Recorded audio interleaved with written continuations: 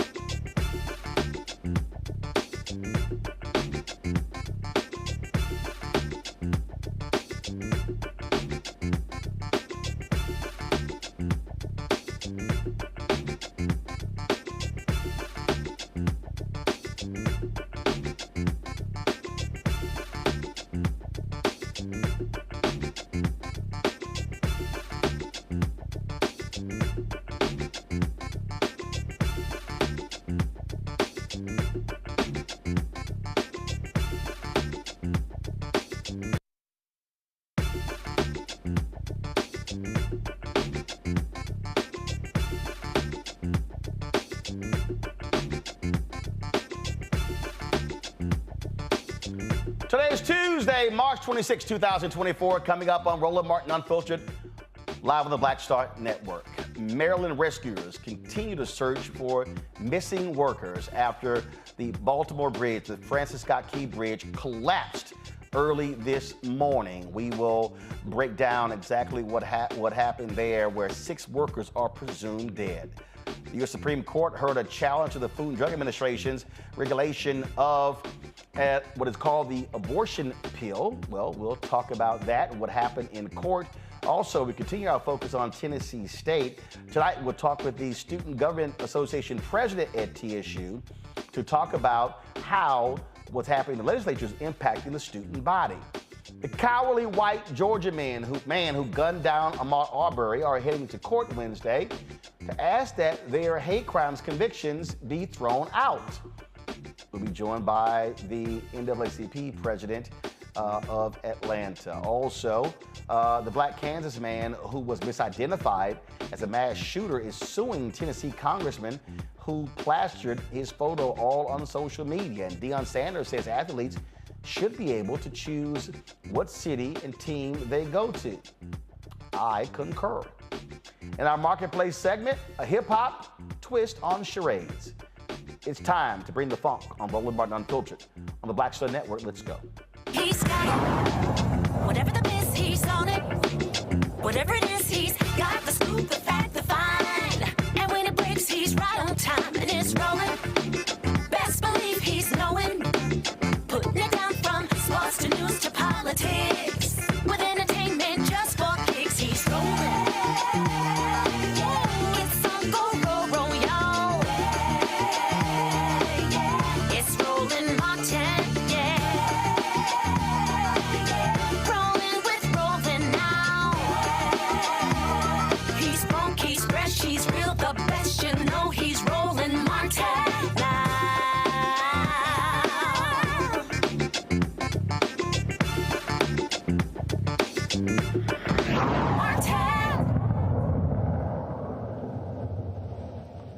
This is very much still a search and rescue mission. We are still actively looking for survivors.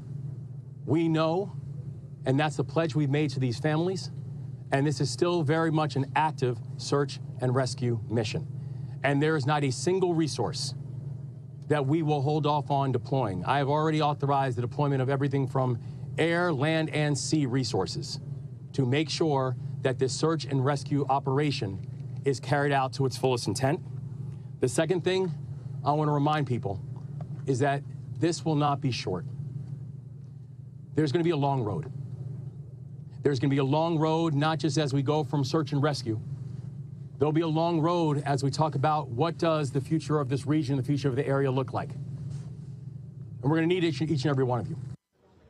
Folks, that was Maryland Governor Wes Moore discussing the tragic circumstances that took place early this morning when a massive ship lost power and slammed into the Francis Scott Key Bridge. Now, because the ship lost power, you'll see here as it approaches the bridge, and then it runs into, you see the lights out and they come back on, it slams into the bridge, and a significant portion of this bridge actually collapsed. You see the cars going by because they sent a distress signal to folks there. That's how they were able to stop folks from being able to cross the bridge. At the time, apparently there were about 20 cars and rescue workers who were on the bridge. So if you roll the video back, what you'll see is flashing lights of various crews who were, and so this is actually what you're seeing right now is actually sped up. So you see cars that are going by, and then all of a sudden, so you see that, and all of a sudden, but you do see emergency vehicles that are on that bridge. And so again, cars were traveling on that bridge. And then again, this is actually a time-lapse video. And so there's other video that shows you in real time exactly what happened with the Francis Scott Key Bridge. About 6 to 7 people are presumed to be dead as a result. The bridge collapsed. And again, they were on that bridge. The folks were not expecting that to actually happen. You've had all kind of folks out here who have been talking about, different conspiracies, things along those lines. But that's simply, a lot of that stuff is just nonsensical, what you're hearing out there. So this is helicopter video today of that particular ship. So you see exactly what's happened. And again, it is a tragic, tragic situation that took place today in Baltimore. Lots of folks, again, have been talking about what's been going on, been talking about how this has been impacted. Again, the mayor and the governor both have been talking about this situation in terms of its impact. I'm going to show you right now. This is actually not a time lapse, but you're going to see exactly when the ship hits the bridge and the bridge begins to collapse. So guys, go to my iPad, please. And so this is, you see it right here, how that bridge began to come down. So cars had been stopped, and there were emergency cars that were actually still on the bridge, and you saw them there. And they actually collapsed into the water. And so that happened there. Also, earlier today, first of all, the governor was immediately, on the scene. The mayor, I was actually up till about 4 o'clock this morning and actually saw it happen. Saw the video after the fact, and folks began to tweet, began to talk about what began to happen. And here is the mayor of Baltimore, Brandon Scott. Go ahead.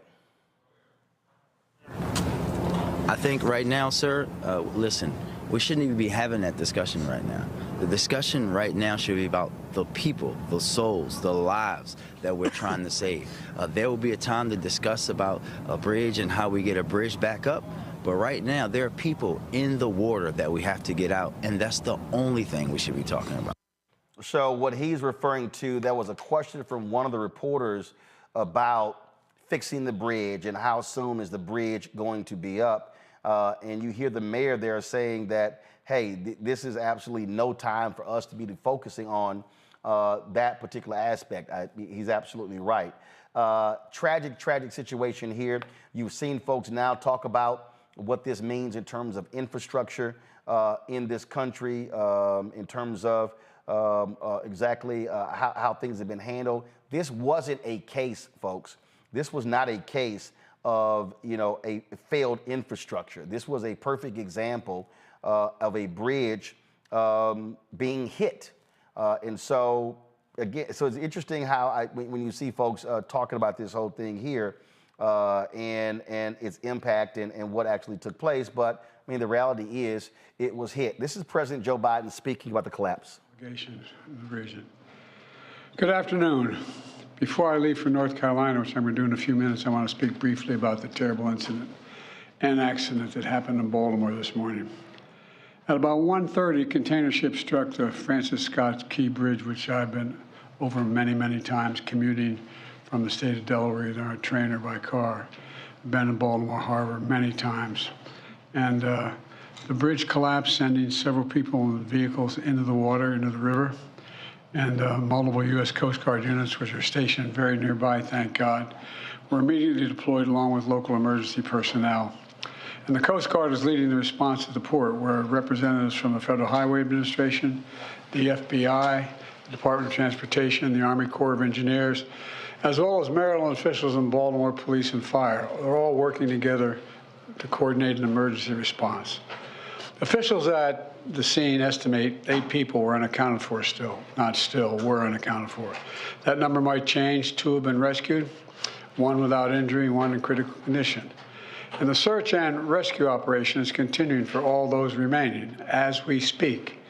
I spoke with Governor Moore this morning, as well as the Mayor of Baltimore, the county executive, both United States senators, and the Congressman. And my Secretary of Transportation is on the scene. I told them we're going to send all the federal resources they need as we respond to this emergency. And I mean all the federal resources. And we're going to rebuild that port together. Everything so far indicates that this was a terrible accident. At this time, we have no other indication, no other reason to believe there's any intentional act here. Personnel on board the ship were able to alert the Maryland Department of Transportation that they had lost control of their vessel, as you all know and reported. As a result, local authorities were able to close the bridge to traffic before the bridge was struck, which undoubtedly saved lives. And our prayers are with everyone involved in this terrible accident and all the families, especially those waiting for the news of their loved one right now. I know every minute in that circumstance feels like a lifetime. You just don't know. It's just terrible. We're incredibly grateful for the brave rescuers who immediately rushed to the scene, and to the people of Baltimore. I want to say we're with you. We're going to stay with you as long as it takes. And like the governor said, you're Maryland tough, you're Baltimore strong, and we're going to get through this together. And I promise we're not leaving. Here's what's happening now. The search and rescue operation is our top priority. Ship traffic in the Port of Baltimore has been suspended until further notice, and we'll need to clear that channel before the ship traffic can resume. The Army Corps of Engineers is on the spot and is going to help lead this effort to clear the channel. The Port of Baltimore is one of the nation's largest shipping hubs, and I've been there a number of times as a senator and as a vice president. It handles a record amount of cargo last year. It's also the top port in America for both imports and exports of automobiles and light trucks. Around 850,000 vehicles go through that port every single year, and we're going to get it up and running again as soon as possible. 15,000 jobs depend on that port, and we're going to do everything we can to protect those jobs and help those workers. The bridge is also critical for travel, not just for Baltimore, but for the Northeast Corridor. Over 30,000 vehicles cross the Francis Scott Key Bridge on a daily basis. It's virtually, it's one of the most important elements for the economy in the Northeast and the quality of life. My transportation secretary is there now. As I told Governor Moore, I've directed my team to move heaven and earth to reopen the port and rebuild the bridge as soon as humanly possible. And we're going to work hand in hand with the support of Maryland to support Maryland whatever they ask for. We're going to work with our partners in Congress to make sure the state gets the support it needs. It's my intention that the federal government will pay for the entire cost of reconstructing that bridge, and I expect the Congress to support my effort. This is going to take some time. The people of Baltimore can count on us, though, to stick with them at every step of the way until the port is reopened and the bridge is rebuilt. You know, we're not leaving until this job gets done. Not leave until then. So I just want to say God bless everybody everyone harmed this morning and their families. And may God bless the first responders, many of whom risking their lives. And the reason I'm not going to take a lot of questions, there's remaining issues that are open that we got to determine what's going to happen in terms of the rescue mission and the like. But Do you plan to go to Baltimore, sir? And if so, how quickly? I do, and as quickly as I can.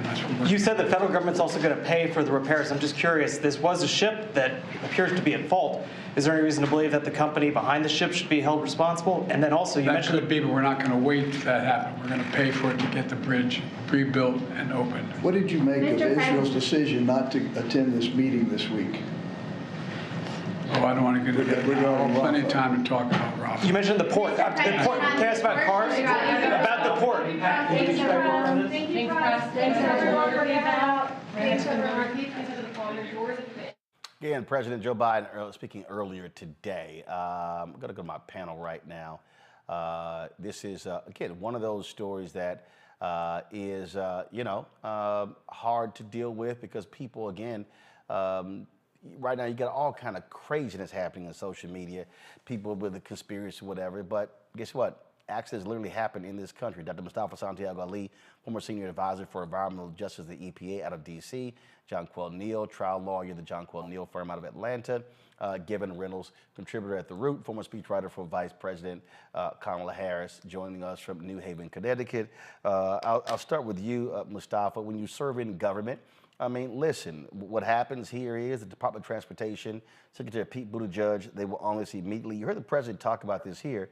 Look, when you talk about this accident, look, the Baltimore port, that's a huge deal there. And so there's an investigation going on there, but they also recognize the impact, not just on Baltimore, not just on Maryland, but people don't understand when you have ships coming into these ports, you're having goods that are being distributed all across the country and also the world as well. And so that's why we hear the president say, no, we're going to pay for it. We've got to get this thing moving. That's also why the federal government matters, because they move in major disasters like this a lot faster than state and local can. Yeah, without a doubt. And I appreciate the president making it clear to folks that they're not going to wait for the litigation to play out, which can take some time. The federal government is going to have a whole of government approach to come in and meet the needs of the residents that are there, to one, get things rebuilt, to make sure that we have the food moving and all the other sort of goods that are necessary. You know, I worked a whole lot of both man-made and natural disasters, so I understand these dynamics that are playing out. I was a part of the first responders. You know, the first thing, of course, is making sure that you're saving lives.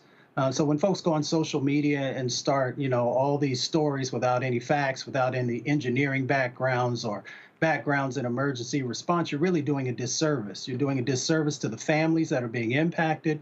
You're doing a disservice to the first responders who are trying to do their job. And you're just doing you're doing a disservice because you're really just mucking things up when we need to have clarity, when folks need to be able to know what the government is actually doing. So I hope that folks will hold off on that type of stuff. And actually, if you want to do something, you can send prayers, send resources, a number of different things that you can do that can be positive. Because you got the first responders who are diving into cold waters. Right now, everybody is looking to be able to hopefully still find somebody alive. But after that, we have time frames and we have various ways of making the decision when we move to actually, finding the bodies. So families got to heal. So we've got a number of things that we still have to do, and it will be an all-of-government approach in making sure that, the city of Baltimore has what they need. And then, of course, the city of Baltimore and the state will make sure that families have what they need as they go through the healing process and the information that they will need to be able to make whatever final decisions they might want to do. So I hope that folks will just honor the families and honor the process. Gavin, this is a live look of the Port of Baltimore. There is a camera that is always there, and so this, it was almost 7,000 people watching live around 3:30 this morning. It's about 3,000 watching right now, and so this is a live look, as we speak, and as the governor said, the mayor said, they're still trying to save lives, but the reality is this here. This accident took place about 16 hours ago. So the likelihood of somebody surviving underwater for 16 hours is not plausible. So I understand them saying they're in a rescue mode, but they're likely moving to a recovery mode. Roland, it certainly seems that way. I mean, let me just first say what a terrible, tragic situation. I wasn't up as late as you were last night, but when I woke up this morning, I was just shocked to see this video on my social media feed. I spent a lot of time, driving between D.C. and Baltimore, when I was working for the Biden-Harris White House. I have nothing but sympathy for those who, have been involved, their families, and nothing but gratitude for the first responders who, I think it was the mayor or the governor who said, didn't drive away from this situation, but drove, full speed ahead toward it. And let me also say how great it is to see the leadership, obviously President Biden, but also Governor Moore, Mayor Scott. I texted both of them expressing my sympathies. But these are two incredible leaders. And to see, their Black faces up there responding and showing what true leadership looks like. Congressman Mafume there, you could see in the background as well. We didn't see a lot of this under the Trump administration. I don't mean to politicize this, but all I want to say is that I think it's really refreshing to see, in our federalist system, we see the president, who's responding to the situation. We're seeing the governor. We're seeing the local officials on the ground. And that's how government ought to work. And I know this situation had nothing to do with, crumbling infrastructure, but we do know that there are a number of bridges across this country, that are in need of repair. And so I commend, this administration. I was with the vice president when she spoke at the Arlen D. Williams Bridge in Washington, D.C. to wrap up the administration's Investing in America tour. She lauded the $300 million that the administration had invested into repairing bridges across the country. And so I do think that, those are the sorts of investments, again, that wouldn't have necessarily saved lives in this situation, but can certainly save lives in the future for other bridges that are in desperate need of repair. Definitely want to foot stomp what others have said, that we gotta, not subscribe to these conspiracy theories that we're seeing online. It's crucial, that we listen to our leaders at a time like this, and also that we take some time to learn about, what we need to do if we're ever in this situation, right? There are videos out there. The good element of social media right now is that, there are folks circulating, information about, if you're on a bridge and something like this happens and you find yourself in this situation, what can you do in terms of unbuckling your seatbelt, rolling your windows down, helping your kids get out, taking the small children with you? And so it's important that we use this opportunity here to educate ourselves. God forbid this ever happen again, but at least we know what we need to do to keep ourselves safe. But terrible situation, and my thoughts and prayers goes out to all those who are involved and all those who are on the ground responding right now. John Quell, obviously, when you have these accidents, look, it becomes a legal issue. Is all going to get sorted out, but this company is going to be facing some liability issues in terms of, again, the ship, it going out, losing power, but again, causing this accident. And so it's going to be a whole bunch of lawyers involved in this thing, and I'm sure they already are busy. Not only lawsuits from families of those who have perished, but also from the city, from the state, and the federal government.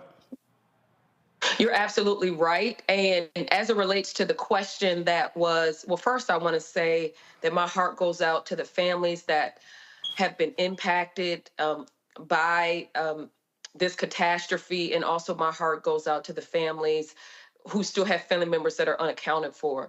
But what I will say is that President Biden is absolutely correct in that the litigation for these cases, just so everyone knows, is going to take years, right? I mean, lawyers, of course, we would be getting involved very boots on the ground very early. However, litigation, and certainly something of this magnitude, is going to take years and years to play out.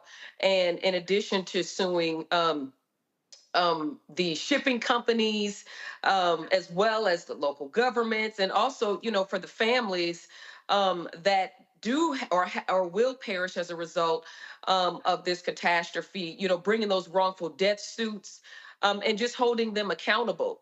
These kind of accidents do happen, but there's nothing that can replace the loss of life. Absolutely. So we're going to continue to cover this and give you more details. Folks, coming up next, Tennessee State University students are putting pressure on the Republican-controlled legislature to stop them from gutting their board of trustees. We'll talk to the student government president next. Also, Diddy's attorney responds to yesterday's raid on his homes in L.A. and Miami. We'll show you exactly what he had to say as well. You're watching Roland Martin Unfiltered right here on the Black Star Network. As bad as Trump was, his economy was worse, and Black America felt it the most. He cut health insurance while giving tax breaks to the wealthy and big business. As president, I put money in pockets and capped the cost of insulin at $35 a month. There's a lot more to do, but we can do it together. Fanbase is pioneering a new era of social media and investment. This next generation social app has already raised $10 million and has just opened a new round to invest. For details on how to invest, visit startengine.com/fanbase or scan the QR code.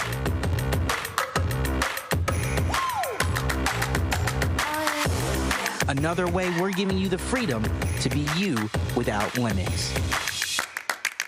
On a next, A Balanced Life with me, Dr. Jackie. People can't live with them, can't live without them. Our relationships often have more ups and downs than a boardwalk roller coaster, but it doesn't have to be that way. Trust your gut. Whenever your gut is like, this isn't healthy, this isn't right, I don't like the way that I'm being treated, this goes for males and females, Trust your gut, and then whenever that gut feeling comes, have a conversation. Knowing how to grow or when to go, a step-by-step guide on the next A Balanced Life on Black Star Network.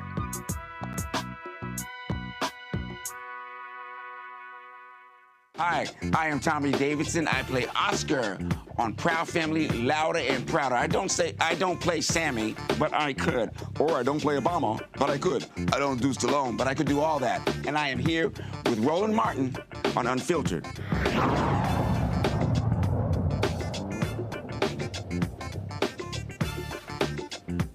I'm ready.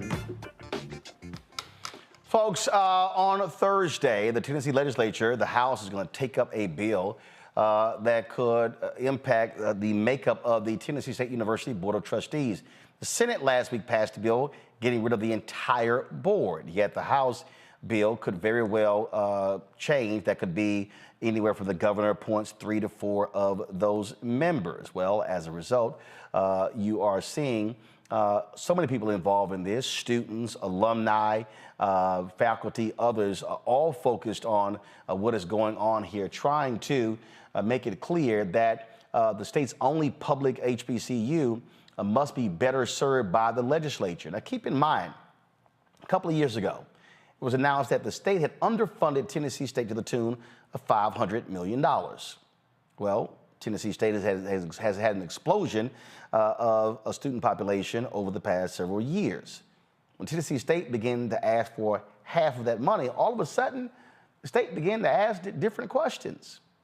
And they weren't concerned about these issues before they asked for that money. Now you have President Glenda Glover, who's already announced her retirement.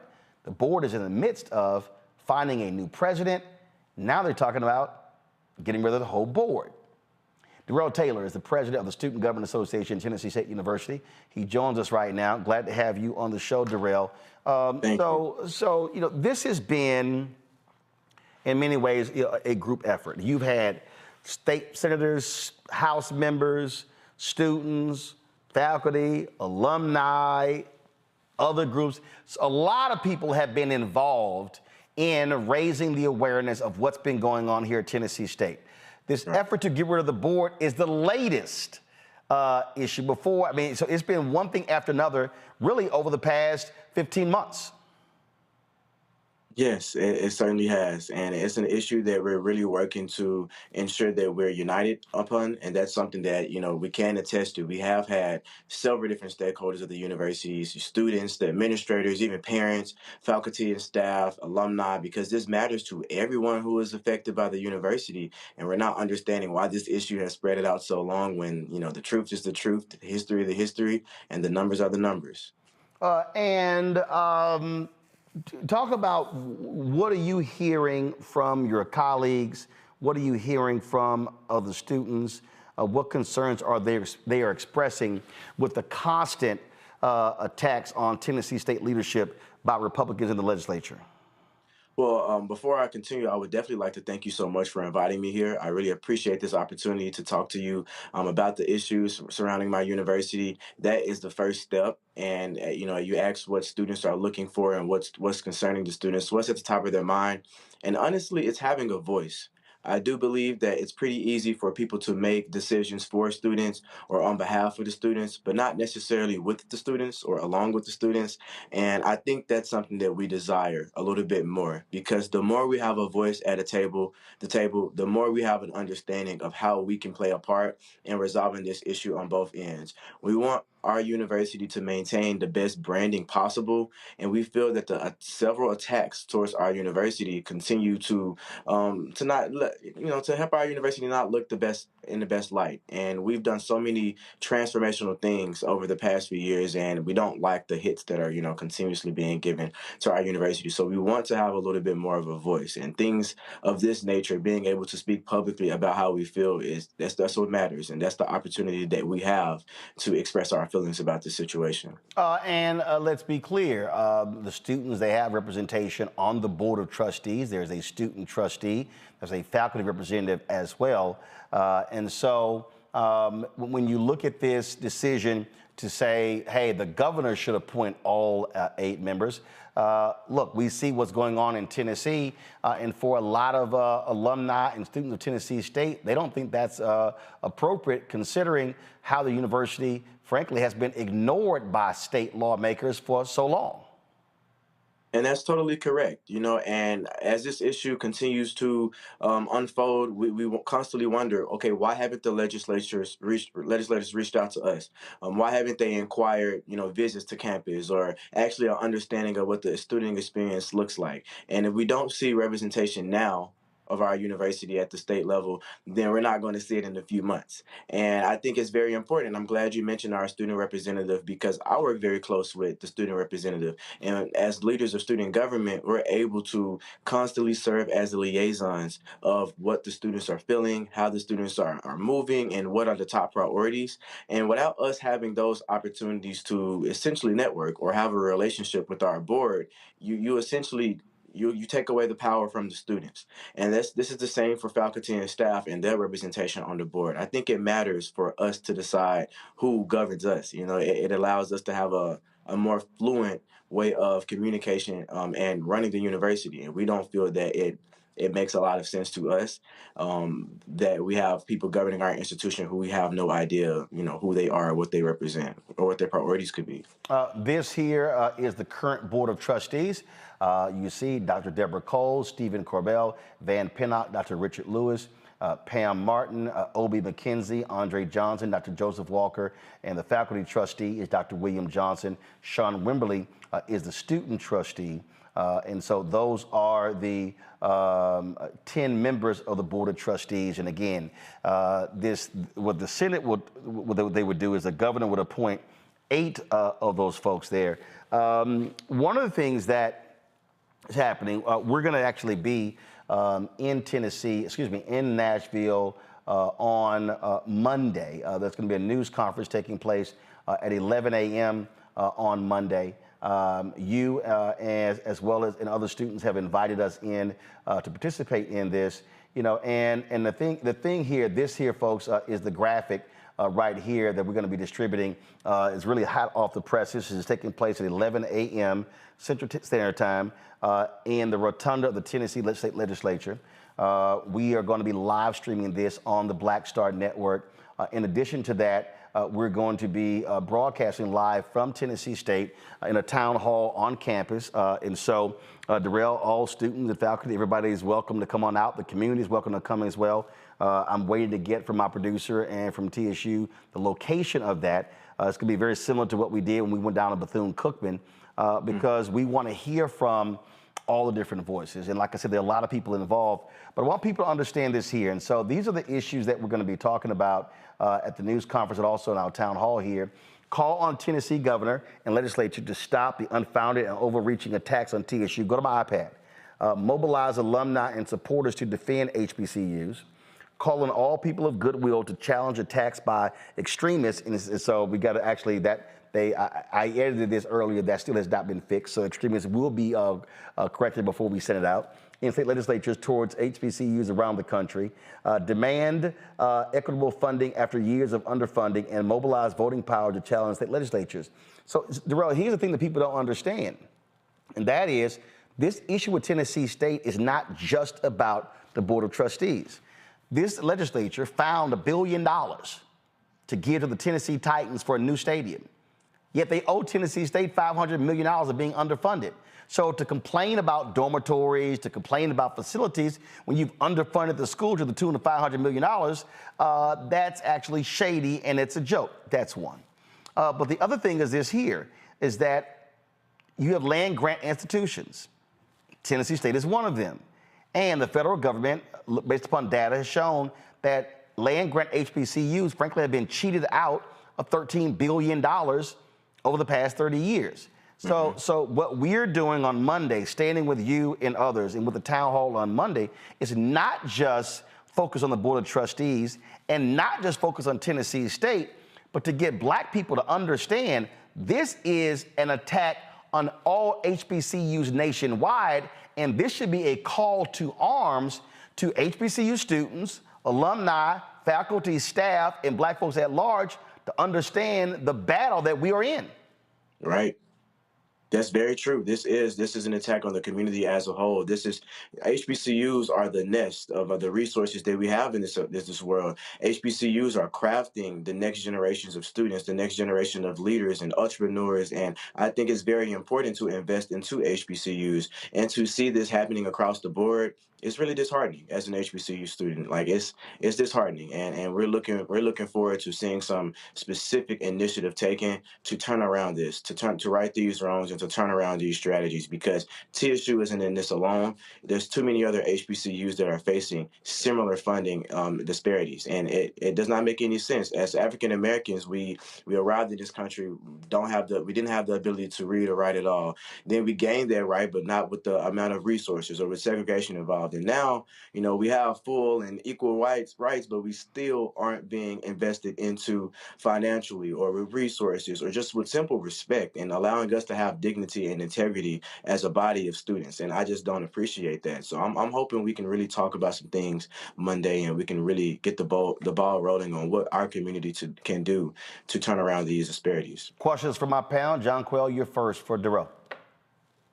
Yes, and thank you so much for being here. Of course. I was able to read up a bit that there was a housing crisis with some of the students there. What has been, number one, what alumni engagement has been involved in assisting with housing? What are some of the opportunities or things that the university has done to assist with housing? And how, in addition to the forum that is next week, can you get more engagement to assist with this housing crisis for the students? Thank you. Thank you for that question. So very fortunately, our university was pretty quick on resolving the issues around housing. So all of our students are currently good. They're good. They're housed.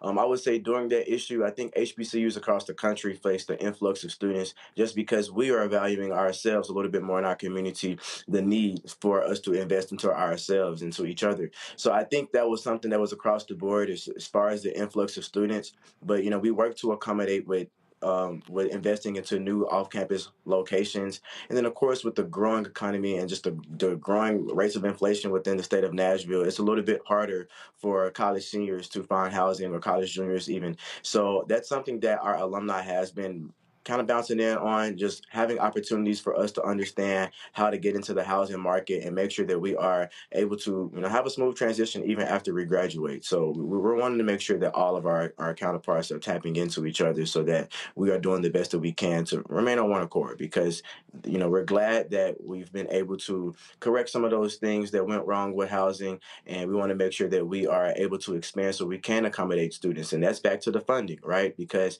if we were given the proper amount of dollars, maybe we could have initially built more dormitories for students to be housed, and we can continue to grow our enrollment and be able to support so many more students with the TSU experience. Gavin? Mr. President, thank you very much for joining us. And also thank you for your leadership. It's really great to see. As you know well, throughout history, young people, especially young Black people, have been responsible for moving our nation forward and pushing our country forward.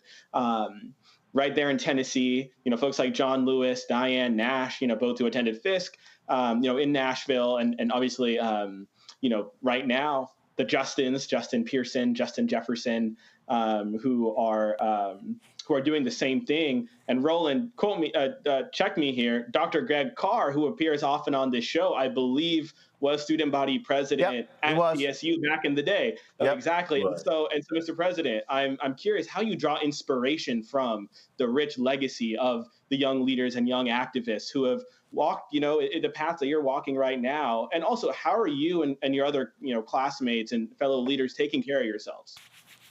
I would say first and foremost, and I appreciate that our history is out there, that, you know, you guys are aware of some of the dynamic and great things that our student leaders have done in the past, and as they continue to advocate post-their enrollment here at TSU.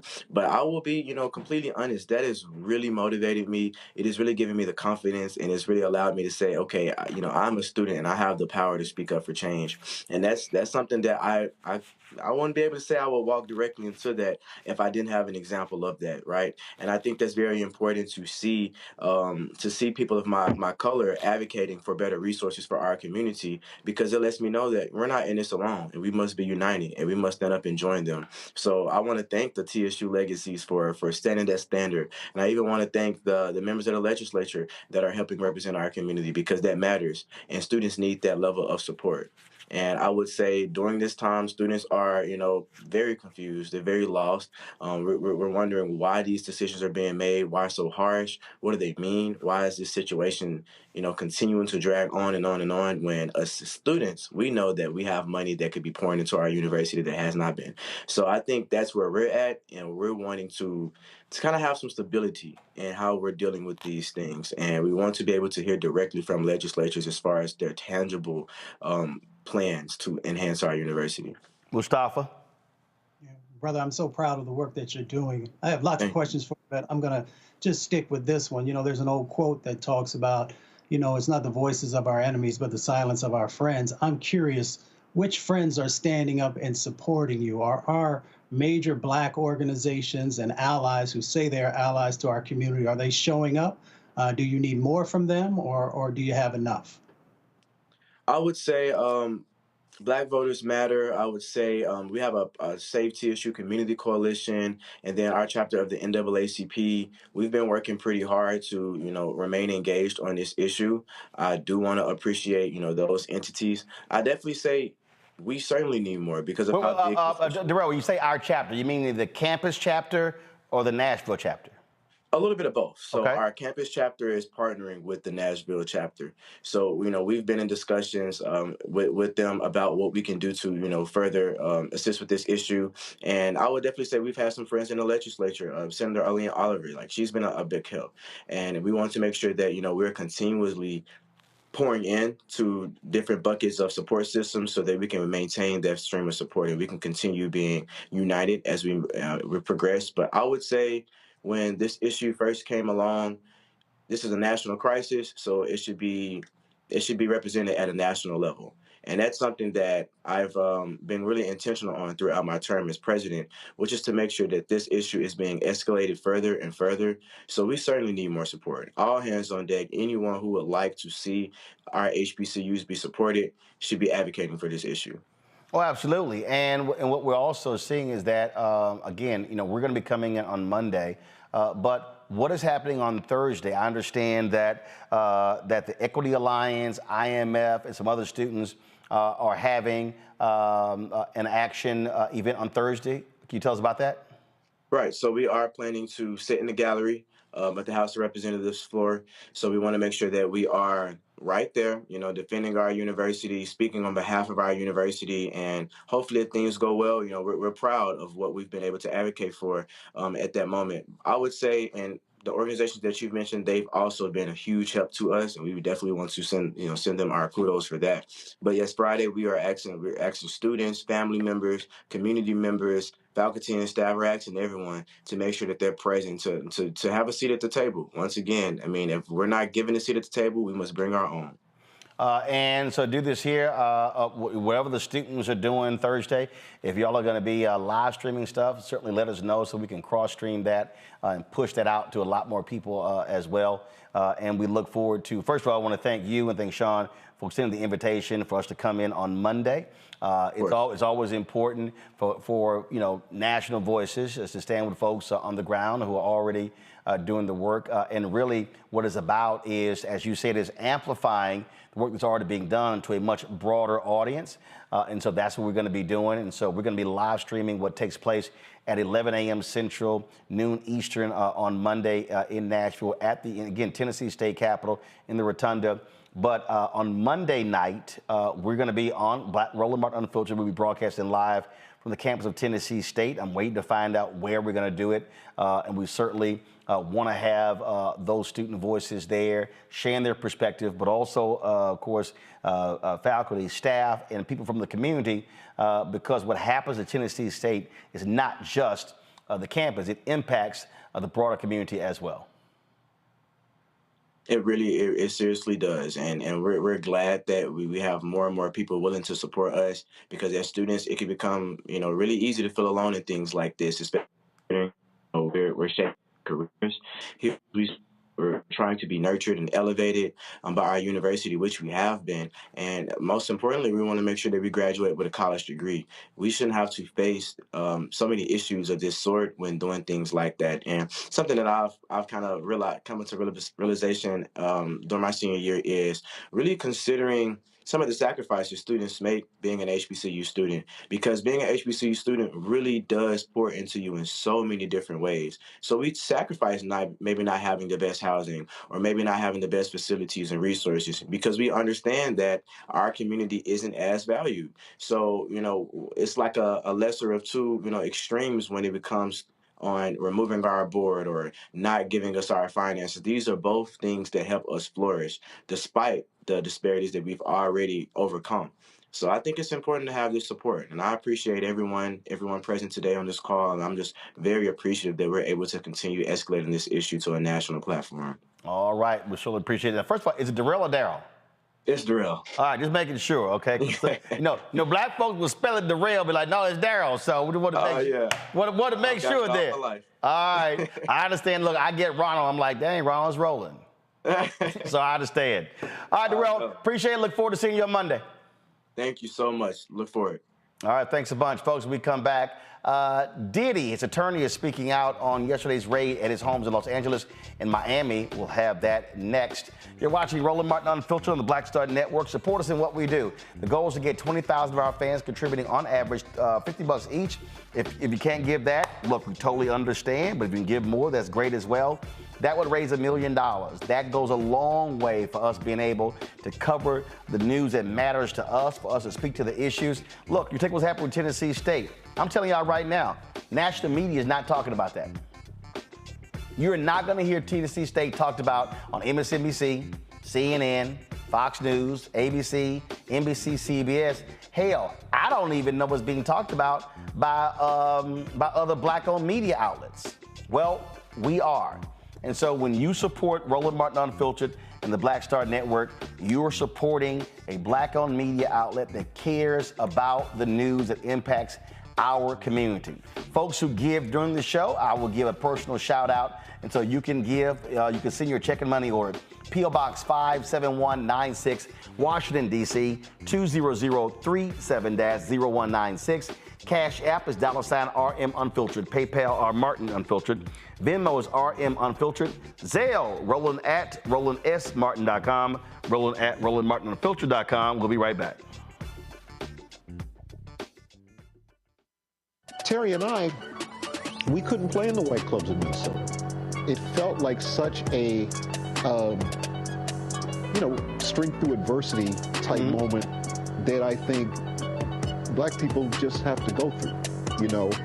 We have to figure it out. Right. We make lemons out of lemonade. But there's a reason we rented a ballroom, did our own show, promoted it, got like 1,500 people to come out. Clubs were sitting empty. They were like, "Where's everybody at?" And I said, "They're down watching the band you wouldn't hire." So it taught us not only that we had the talent of musicians, but we also had to have the talent of entrepreneurship. Mm-hmm. It wasn't like a seat at the table. It's like, no, let's build the table. That's right. We got to build the table. And, that's right. And that was the thing. And of course, after that, we got all kinds of offers. Of course. Right, to come play in the clubs. But we didn't do it. We said, no, we're good. No, we're good. We're good. And that's what put us on a path of national. And of course, when Prince made it, then it was like, okay, we see it can be done.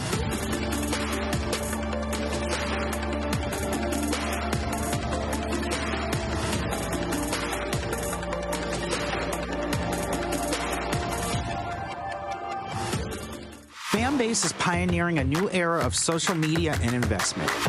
This next generation social app has already raised $10 million and has just opened a new round to invest.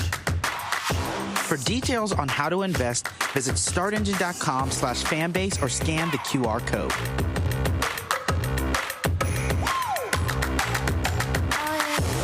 Another way we're giving you the freedom to be you without limits. What's good, y'all? This is Doug E. Fresh, and you're watching my brother Roland Martin, Unfiltered, as we go a little something like this. Hit it. It's real.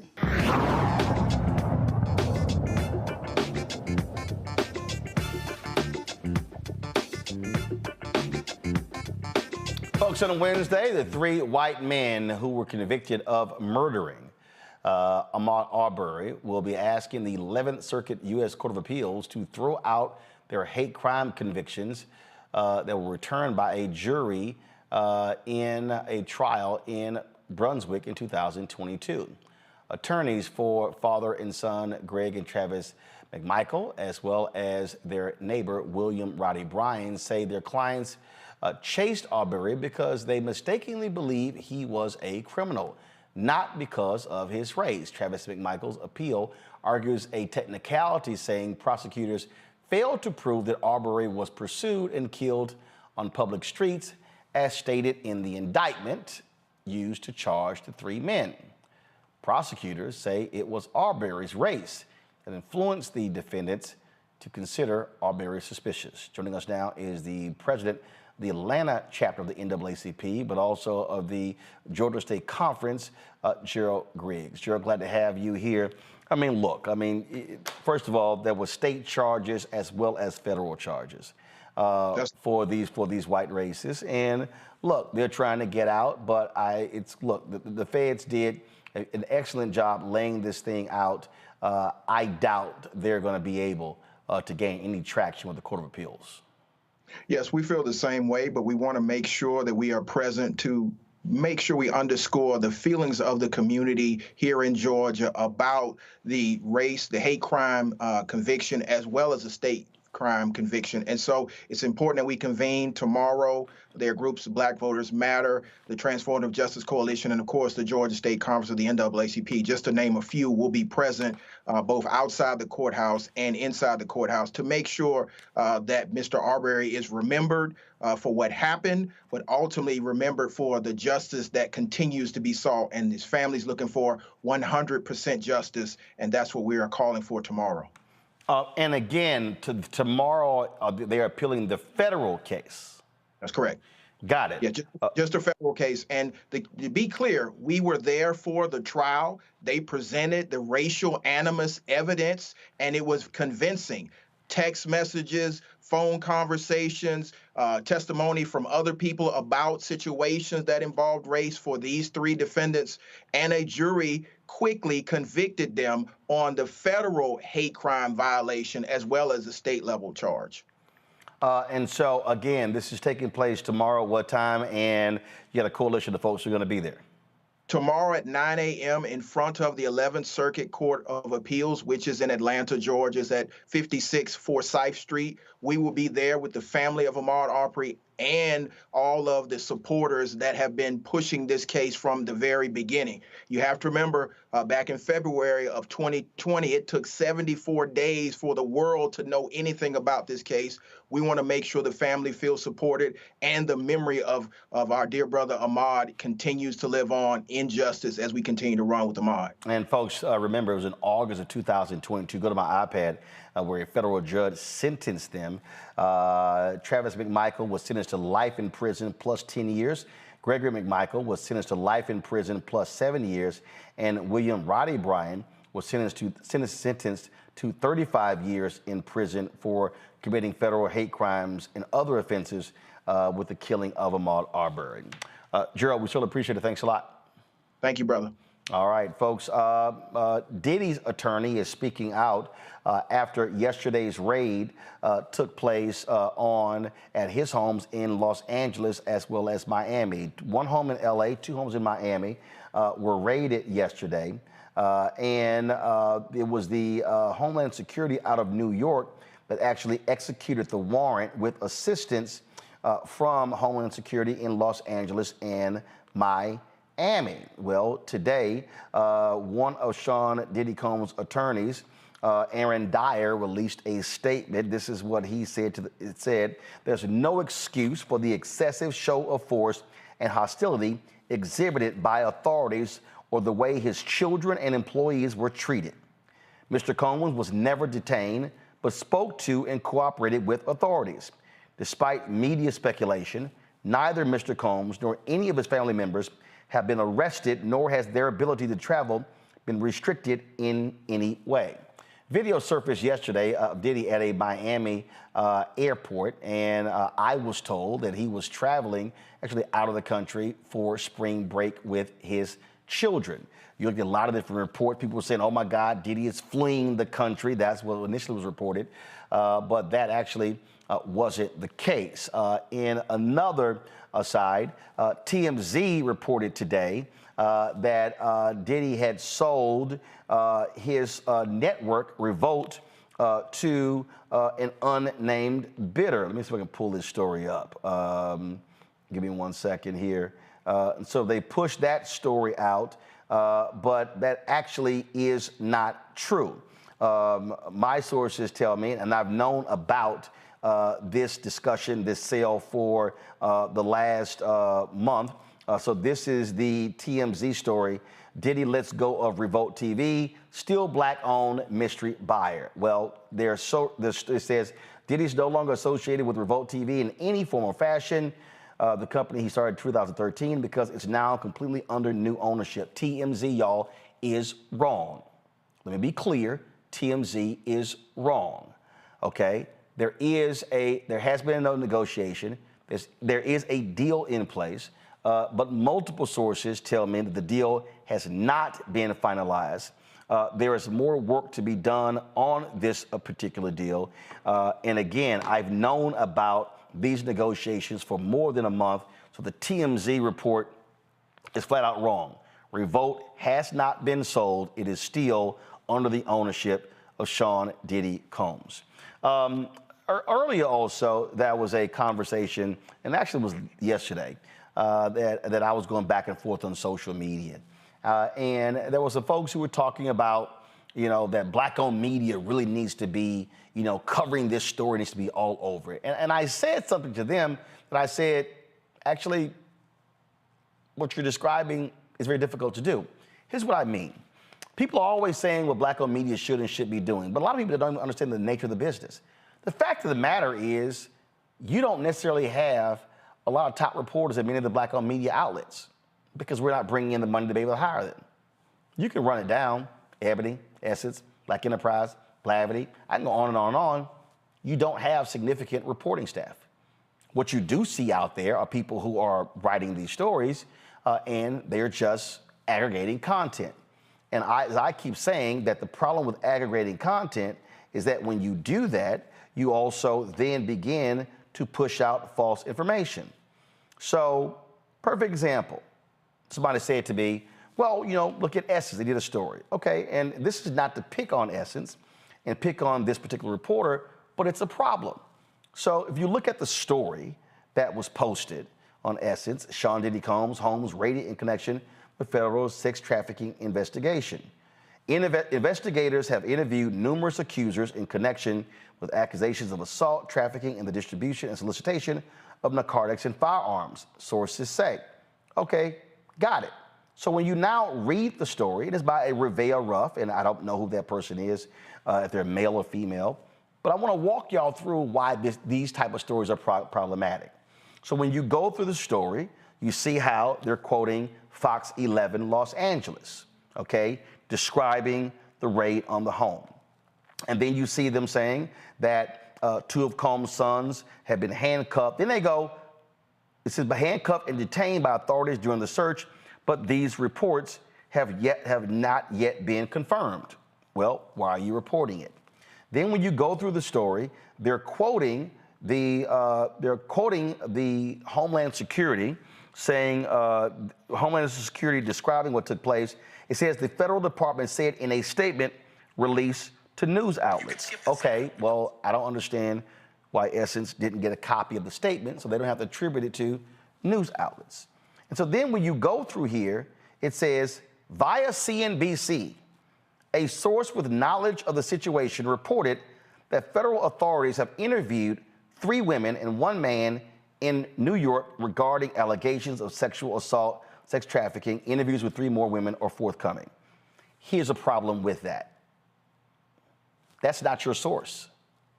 So what you're doing as Essence, you're putting a stamp of approval on a source from CNBC who you don't know. You don't actually know if this is true. The point here is, y'all, I'm not defending Diddy. I'm showing y'all the problem when black-owned media takes and aggregates content from other sources that you are not familiar with. So to quote a source from CNBC, when typically in media, you want to have 2 sources that confirm information. The information that I reported to you about the sale of Revolt, I got from 4 sources. 4. Not 1, not 2, not 3, 4. So then when you go through this story, you see here again, you see them talking about the Cassie lawsuit, blah, blah, blah, blah, blah, blah, blah, blah, the lawsuit. Then this is the problem for me. You see, they quote, the attorney for Cassie, he said in a statement via CNBC. And that's it. Nowhere in this story do you see anywhere where it says so-and-so told Essence. Nowhere in this story do you see Essence call Diddy or reach out to Diddy and his representatives to get comment on the story. Yesterday, when the raid took place, again, we're following the story. What's my first instinct? Call Diddy. 7:32 p.m. Eastern yesterday, this text message. Because there are all these reports saying he's flying to Bermuda. Are you in Bermuda or the United States? Any comment on Homeland Security raiding your homes? I'm live on my show. That's journalism. And so the problem that I have is that what we are seeing right now, we are seeing black-owned media and other folks run with any story, no vetting, no fact-checking, no determination if it's true or not. So this is why it is a danger for black-owned media to aggregate content. What happened to picking the phone up yourself? What happened to calling yourself? We should not be slapping our bylines on stories when all we're doing is rewriting somebody else's work. This is not the first time that I've called out black-owned media and black-targeted media for aggregating content. I've called out The Root, NBC News, Blavity, News One, Black Enterprise, and others before. And so what I need people to understand is when you're out talking about what black-owned media should be covering, you should then be asking, do we have the resources to actually do that? Are we using freelance writers or do we actually have staff writers? And the fact of the matter is, you do not have the reporting chops in most black-owned media places that you're used to. Urban One is the largest black-owned media company, the largest. They own 50-plus radio stations, TV One, My Clio. They own Interactive One. And I can tell you right now, very little news, very little reporters. And let me be clear, this is nothing against young journalists, but having somebody young being paid $35,000, $40,000, rewriting articles, that is not reporting. That is not journalism. Black people are not served when this happens. So here's the problem when Essence does this, or The Root, or The Griot, or anybody.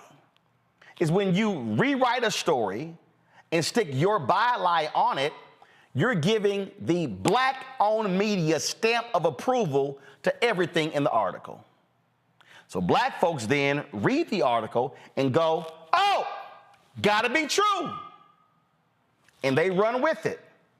If you don't believe me, all you have to do is look at today and look at how many people ran with the story of Revolt being sold. Numerous folks ran with that story. It's not true. So when you do that, so here you go. Hollywood Unlocked. Diddy has reportedly sold Revolt TV to an anonymous buyer. Network is still black owned. And what are they doing? They're quoting TMZ. Stamp of approval. That story, I'm telling y'all, is factually wrong. Same thing. If I go over here to, let's see here. I'm gonna pull up another outlet. I'm checking to see if they ran with this story. Boom, Shade Room. They're quoting Philip Lewis, a journalist, who's quoting TMZ. Same thing. Oh, quoting them. And I get it. The story's wrong. But look at this here. I'm gonna show you. 65,000 likes, 5,883 comments on the story. That's what you see right there. I didn't show you that for Hollywood Unlocked for their story. Let me pull that back up. Their story, 735 comments, 4,378 likes. Okay, so that's their story. So if I go over here to, let me see here. If I go over to, give me 1 second, I'm double checking. Hold on. So, Jasmine Brand, know them well. They post a story, it's the end of an era. According to a report from TMZ, Diddy is no longer associated with Revolt. 6,775 likes. Again, 17 comments on here, okay? Quoting them. All right, I'm gonna do one more. And the reason I'm going through this, because I'm trying to show y'all what happens when stuff is reported and then it's passed on through black-owned media, and people see it and they go, oh, it was in the Shade Room. Oh, it was in this. Well, perfect example. Baller Alert, same thing. Headline, Revolt TV has a new owner. Diddy sells all shares. Read more, balleralert.com. It's wrong.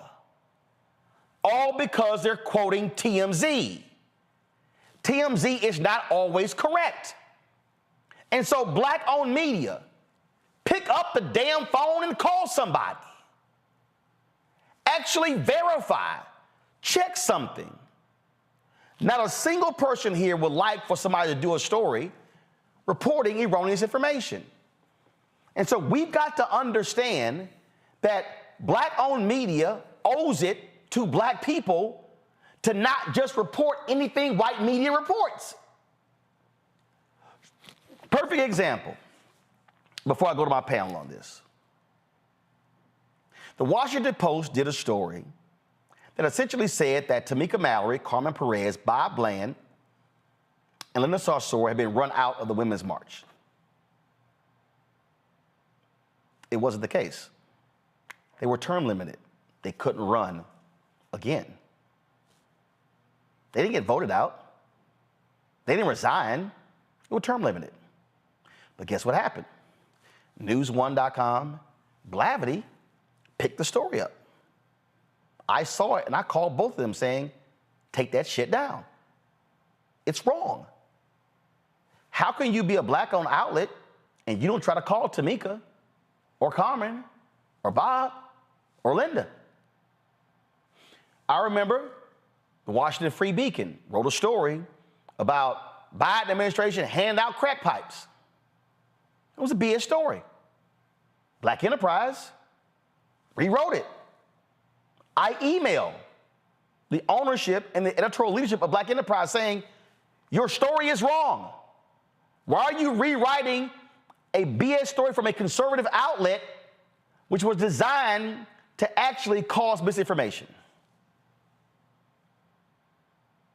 And lastly, and I'm walking y'all through this, when the Associated Press reported that the Biden administration cut funding to HBCUs by $35 billion, Newsweek picked the story up, blew it up on their cover. Black people, activists, and all kinds of different people, and I'll say it, I remember Jamal Bryant, Tamika Mallory, both had posted it on their socials. Hey, take that shit down. It's wrong. I said, they got it wrong. We covered this, so you know what happened? I knew the story. First of all, when Biden was running, he said the amount of money they wanted to give to Black and Hispanic serving institutions. I want y'all to understand how misinformation works. So then when AP writes the story and Newsweek writes the story, they say the cuts to HBCU funding. Black folks lost their minds.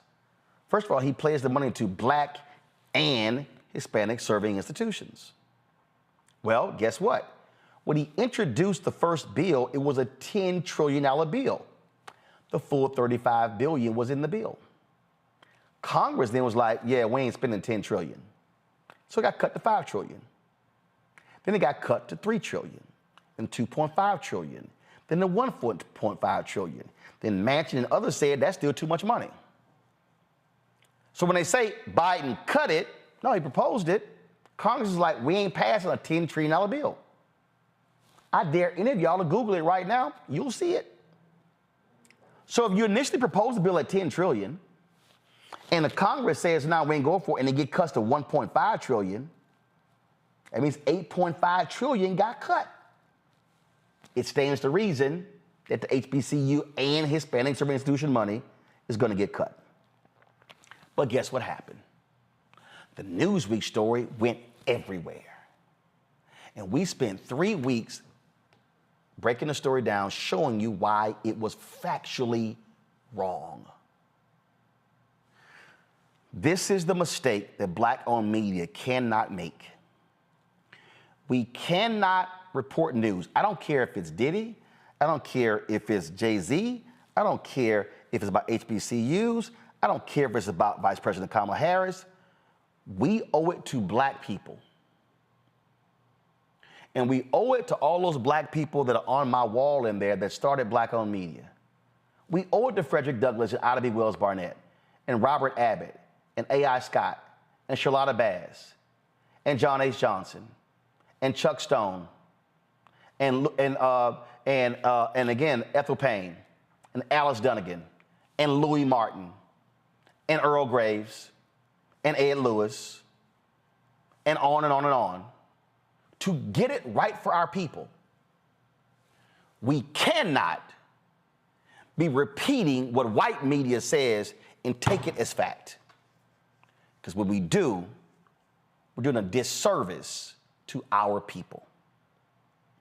Go to my panel. I'm going to start for you first. Yeah, you know, we just got to be very careful that we create this fertile ground for disinformation and misinformation. Because when we do, you know, we do it to the own detriment of our own people. We know that many folks in the media world focus on the sensationalism. And, well, you know, many folks will do anything for likes and retweets and all these other types of things, even sharing information that they know is false or that they haven't verified. So we just have to be very careful, especially in the time we're living in, because there are those individuals who will feed that misinformation so that they continue to deconstruct our communities, both our trust and the set of actions that we need to be able to move forward in a positive direction. John Quell? You know, to add to what was just said, you know, it's interesting that with all of the blogs and a lot of the Black-owned media, not only is it just about the likes and the comments, but it's also just about who can get the most followers. And also, you know, just wanting to report the scandalous nature of something. Even if we can get back to reporting what are the actual facts that are going on and not trying to sensationalize or scandalize everything. And furthermore, that goes back to Cardi B, right? Where she had to sue Tasha K, I believe that's her name. Yep. And she sued her for defamation. And won $4 million. Yeah, and I think it was $4 million.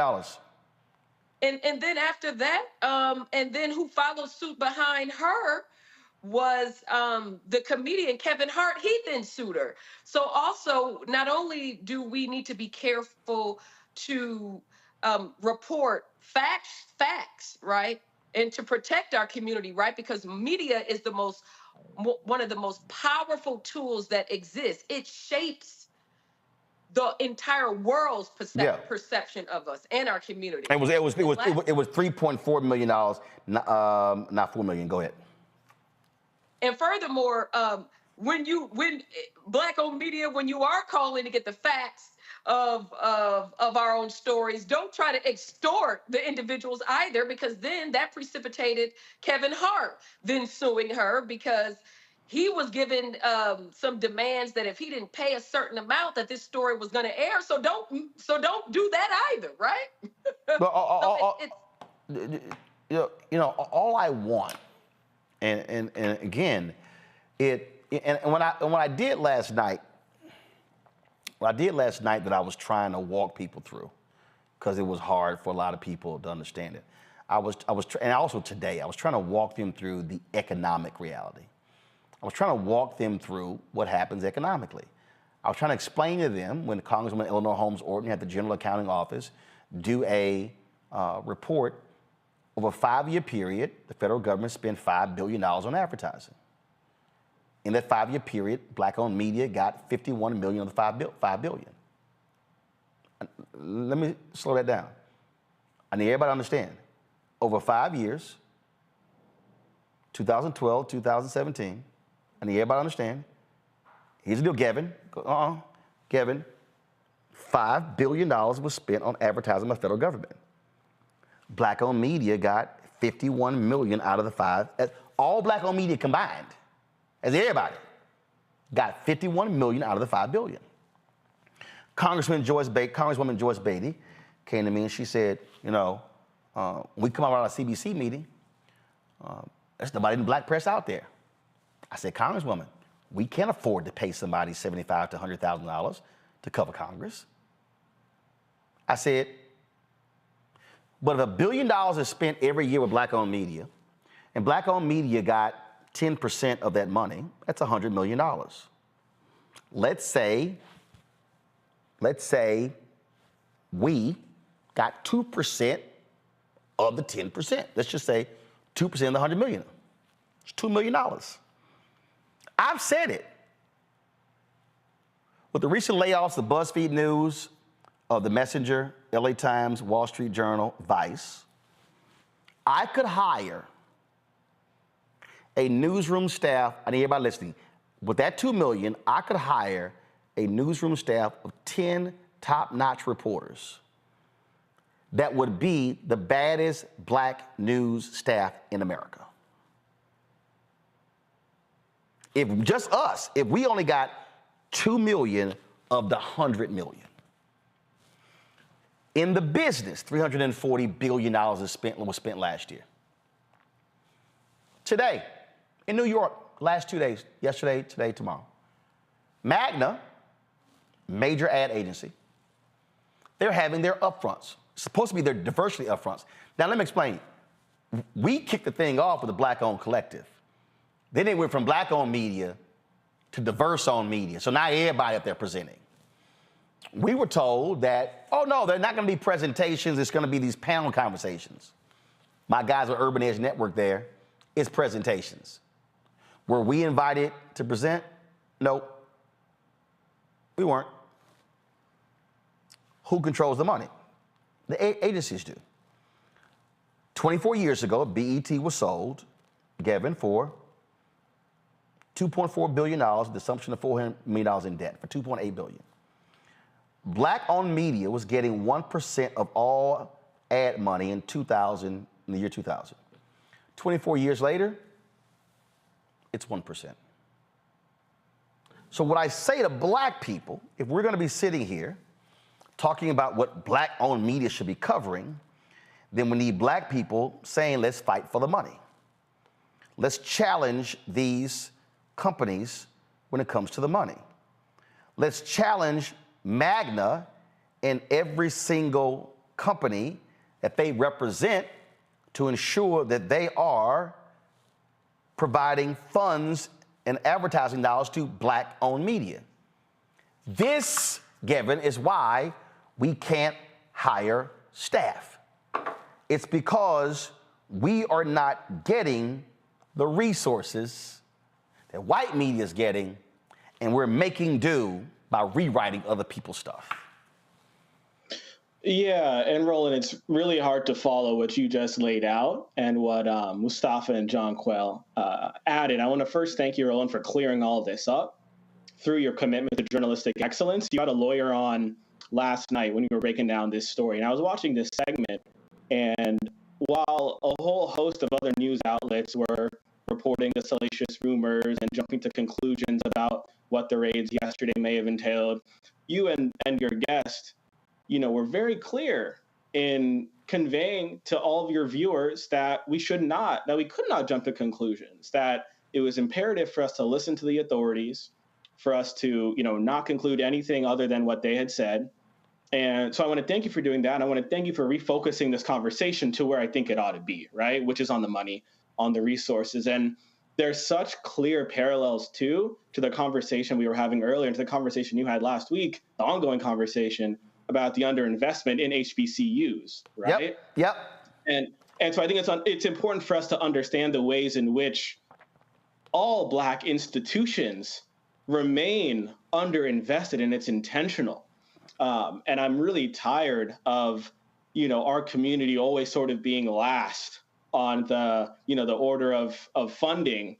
I think it's a call to action. It should be a call to action. I think we're going to be talking to an entrepreneur later tonight who's launched a toy business right in the Midwest. And so I think it should be a call to action even for us in our community to remember we got to start businesses so that we can go to Black-owned media and we can pay for advertising, because we're not just going to be able to rely on the goodwill or good nature of those outside of our community. So I think it's important for us to remember that too.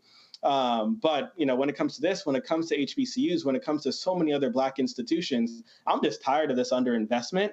And that's me sitting here saying this for you, Roland. I cannot imagine the what you have overcome in building out your platform. And I want to just thank you for giving us this space to talk about this issue and so many other critical ones that other outlets are not covering. And it goes back to what John Quell and Mustafa were saying, which is we live in this 24-hour news cycle.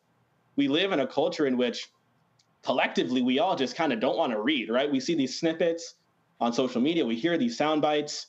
The media latches onto that sensationalism. And as a community, we have come to distrust, right, the mainstream media in a lot of ways. And so we then turn to the Black media, and we have such trust in Black media. Again, same can be said about our Black institutions, HBCUs, Black doctors, right? All of these different institutions. And so, as you said, right, Black media owes it to our community to make sure that we don't cut corners when it comes to our journalistic standards. But of course, like you said, this all comes down to the money. And I'm tired of our community settling for scraps. Well, I just, the thing for me, and I'm going to show y'all something in a second. The thing for me, Mustafa, that, again, and I take this personal, is that we have to understand when we post it, people believe it. So you got to be careful reposting something that, or putting your byline on and aggregating and putting it up in the Washington Post. I don't care if it's the Washington Post or the New York Times or Wall Street Journal. They can get it wrong too. And that's the point. People are trusting us.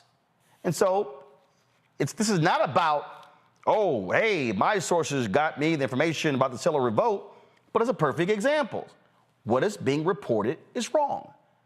The sale is not final. It's wrong. Facts matter. As you said, we are trusted voices. We are ambassadors in many instances to our communities, and of course others are as well. And when we don't live up to the hashtag Black excellence, then we're doing a disservice to our people. We're doing a disservice to our community. And we are allowing those who would continue to try and deconstruct our communities, to dismantle our communities, and to make sure that our communities are not moving forward in a direction that is going to be helpful. We're helping them to be able to achieve their aims and their goals. So we have to check everyone. We got to double, triple check, the information, but we also got to be mindful of how we're sharing that information and how it will have impacts inside of our community. So we have a lot of work to do, and I hope that folks, as was shared before, actually start to read. I know you're tired. I know you're trying to put food on the table and keep the lights on, but we've got to make sure we're doing our own due diligence to make sure that what is being injected into our communities is something that is helpful and not something that will continue to hold us back. Final point on this that I need to address right now, and you heard me say it earlier, that Magna Global they've been having their equity inclusion upfronts. Now, when we started this thing, this Black-owned media collective, we were very clear.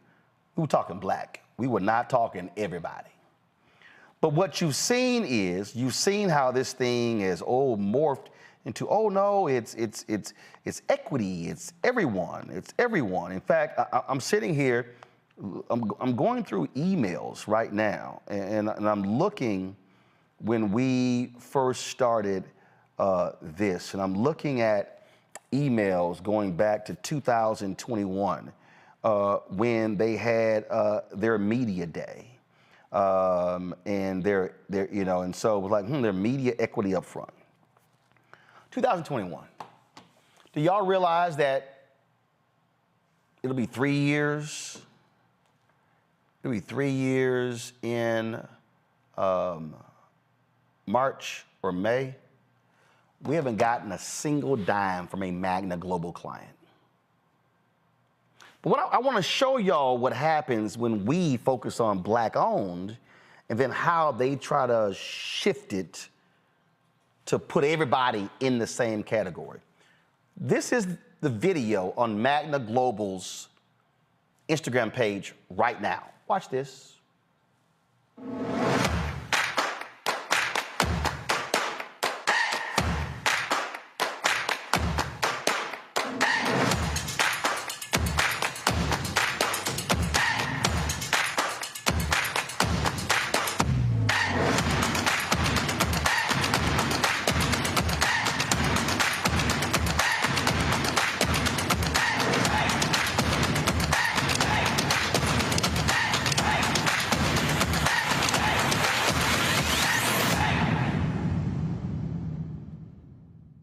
I hope y'all didn't miss that. Did y'all see the key thing right there? I'm gonna play it again just to make sure that y'all didn't miss it. And I'm gonna go down my panel to see if each one of them caught what I caught. So let me play this again for y'all.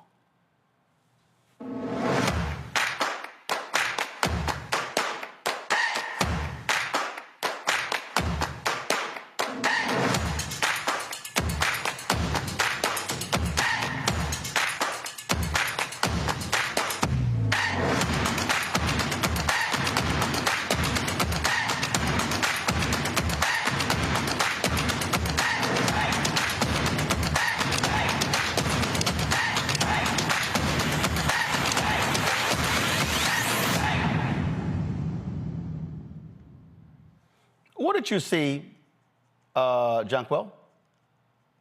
Well, I can tell you that it is not a Black-owned collective at all anymore, right? So they said that it started with that being the idea, and essentially it's using the word equity and inclusiveness to essentially show that it's open to all companies that need their resources. So there's no distinction between the different companies anymore. So which once was for African American publishers, that's no longer the case. Gavin, what did you see?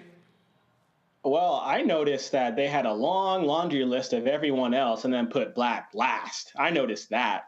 I also noticed, to me, I would summarize it in one word: performative. I noticed how they had the videos and the pictures of our people scattered throughout, and performative is what I would reduce it down to. But what I noticed was that they listed a bunch of other groups and put us dead last. Mustafa? All you have to do is look at the beginning when they said the best black publishers. I don't know if it said black-owned publishers. So that gave you the idea that everything you're about to see is going to be representative of folks who come from that group. What I saw was the same thing that's happened with the civil rights movement, where we do the work and then others actually are the ones who get the benefit from it. All three of you are correct. That is exactly what I saw as well. So you say it started with black, but then you show everybody and you got black last. So we carry all that water. But here's the question I would love for Magna Global to answer. What is the percentage? And again, for everybody else, that's fine. All the rest of the folks that were mentioned, the other groups, that is not my concern. What I want to know, Magna Global, what is your black number? What is the percentage of your contracts that black-owned media is receiving? I don't want to talk black targeted. I want to hear black owned. Now, on their channel, Instagram, they have a spotlight on Urban One, black-owned media company. Used to work for them. TV One, they own Reach Media, Tom Jones' company, so they all work for them. But my problem is when I see these equity upfronts from these agencies where we spend money, go to New York, present in front of them, but what money actually comes back? I can tell everybody watching right now, everybody who's watching, in 3 years, Black Star Network has got nothing from Magna. Oh, we put together PowerPoint presentations. We participated in the equity upfront in 2021, wasn't invited in 2022, wasn't invited in 2023. My guys at Urban Edge Network, did they present? Yep, they presented last 3 years. How much they get back? Nothing. So who's actually benefiting from these equity upfronts? I need Magna Global to tell me, what's your number? Are the companies that you represent, and tomorrow's show, I'm gonna list those companies. Because here's the problem, y'all. These ad agencies are representing billions of dollars from these companies, and it's performative what they're doing. Oh, a few black people may be getting some money and a little bit others, but no. We gotta go beyond a few. So I'm showcasing this to everybody who's watching so y'all now understand this right here is why we can't hire staffers. This right here is why we can't hire reporters. This right here is why we don't have more producers. Because we're being frozen out of this, and there is the veneer of inclusivity. How are we the equity up front? Okay, we know in the business, 80% of all, this is the last point before I gotta go to break. Y'all, 80% of all advertising money is allocated during the upfronts, which are happening right now. They happen in April, they happen in March, April, May. They're happening right now. Then they have what is called the scatter market. Or you have three. This is upfronts. You have a secondary market in September, but then you have the scatter market. You know what scatter market is? November, December. Hey, we got some money left over. Hey, can we throw something at you? Mm-hmm. Do you know where most of the money that we've gotten from ad agencies came from? Scatter. They call us, they call Urban Edge Network in November and December. Hey, what can you do for $75,000, for $100,000? Now, they gave out $7 million earlier, but here's the scatter money. That's where black-owned media largely gets money, in the scatter market. We don't get the money allocated up front. So now I hope people understand, when you're like, why aren't we seeing black-owned media do this, do that? If you ain't got access to the dollars, you cannot hire the people. And so it doesn't cost me anything. You know what? And last point, last year, you know what Magna Global did? Magna Global invited Carlos Watson of Ozy to present. He was already under investigation by the feds. 2 weeks after he presented at Magna Upfront, he got indicted. We weren't even invited. And our numbers are real. We now know that his numbers are fabricated. But see, what they do is they pick and choose who they want to invite. And maybe they say, oh, he too noisy, he too loud. Well, guess what? I ain't got nothing to lose. So I'm going to stay noisy and stay loud. And Magna Global, I'm tired of sending emails. I'm tired of having fake meetings. The question is, when are we going to see business? And until we do, I'm going to keep calling you out. And next, I'm going to start naming all of the companies you represent, and I'm going to show their logos. So our audience knows who we are giving our money to, who ain't sending money back to us. We'll be right back on Roland Martin Unfiltered on the Black Star Network.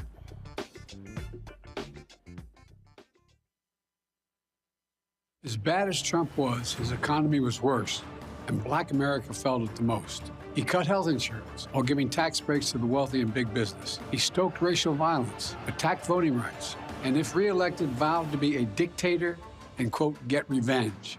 We can't go back. As president, I put money in pockets, creating millions of new jobs, and capped the cost of insulin at $35 a month. There's a lot more to do, but we can do it together. I'm Joe Biden, and I approve this message. When you talk about blackness and what happens in black culture, we're about covering these things that matter to us, speaking to our issues and concerns. This is a genuine people-powered movement. There's a lot of stuff that we're not getting. You get it, and you spread the word. We wish to plead our own cause. Too long have others spoken for us. We cannot tell our own story if we can't pay for it. This is about covering us. Invest in black-owned media. Your dollars matter. We don't have to keep asking them to cover our stuff. So please support us in what we do, folks. We want to hit 2,000 people, $50 this month, raise $100,000. We're behind 100,000, so we want to hit that. Y'all money makes this possible. Checks and money orders go to P.O. Box 57196, Washington, D.C. 20037-0196. The Cash App is $RM Unfiltered. PayPal is R Martin Unfiltered. Venmo is RM Unfiltered. Zelle is Roland at RolandSMartin.com. I'm Marissa Mitchell, a news anchor at Fox 5 DC. Hey, what's up? It's Tammy Roman, and you are watching Roland Martin Unfiltered.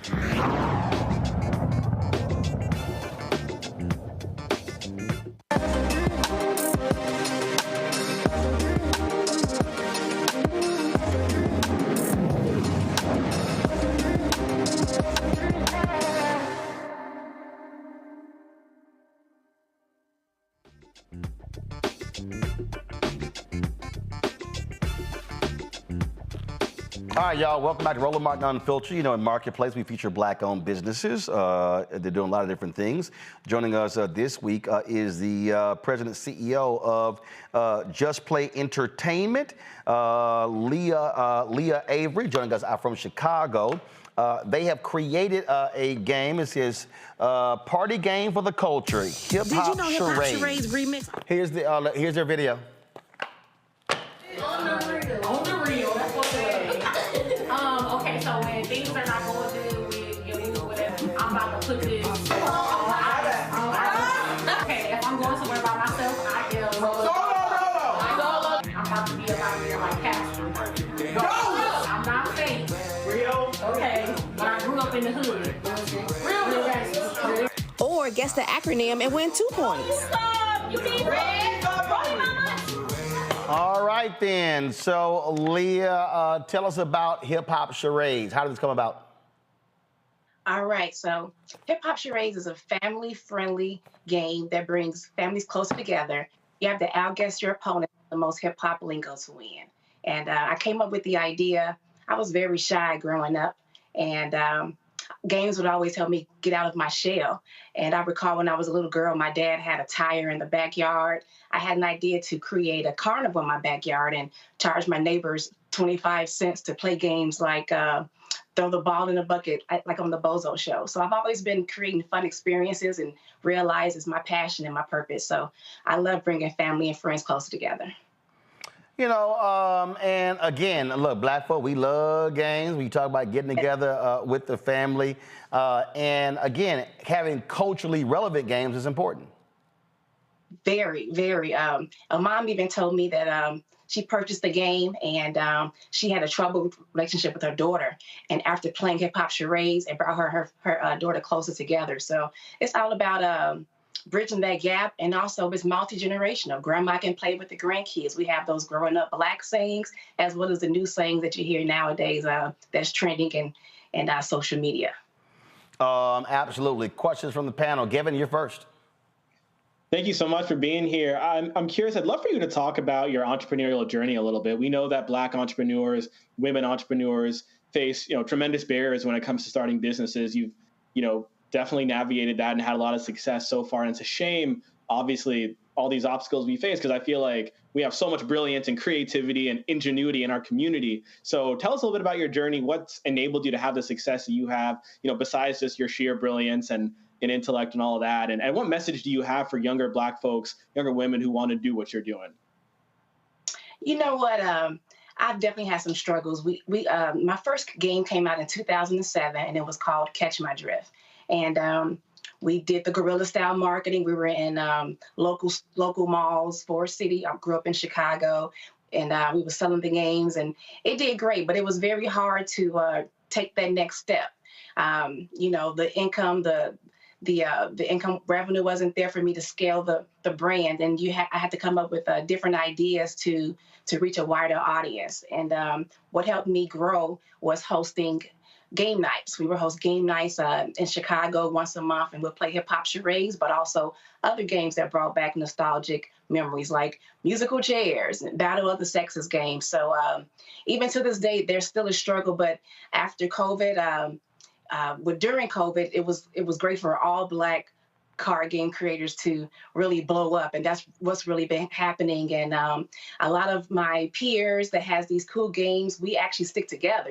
There's enough money for everyone, so we realize, if we stick together and host events together, we can grow together instead of feeling like there's competition. So we've been able to co-partner and co-brand with other businesses to help us grow as well and reach a wider audience.